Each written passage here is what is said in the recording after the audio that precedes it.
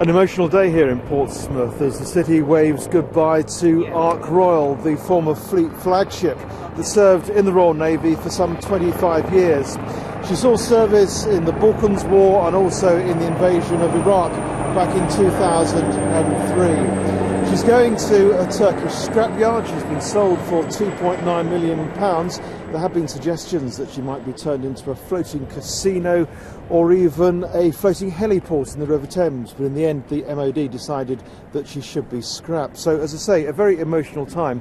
With me is Nick Bradshaw, who served on Ark Royal between 1988 and 1990. Nick, what are your emotions today? It's a very sad day to see a great ship like Ark Royal going off to scrap. But on the other hand, the name lives on, and hopefully she won't be the last of her name that serves in the Navy. I did enjoy serving on Ark Royal. She was a tremendous ship.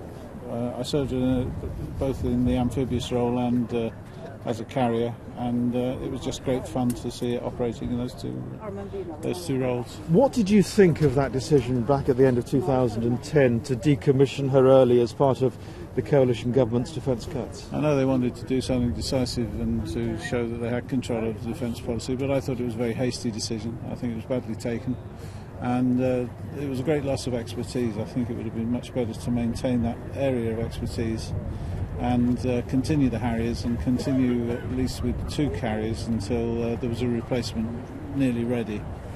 And Ark Royal always had that special aura, that special atmosphere on board.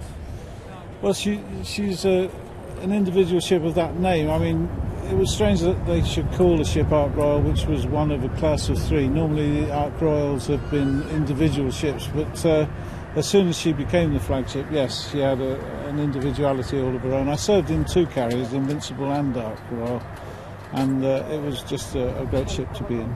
Nick, thank you very much indeed. Thank you. And we will have quite a wait until the new generation of Royal Navy carriers come into service, and then there'll be a further delay until they become fully operational with fixed-wing aircraft. That won't happen until around 2020.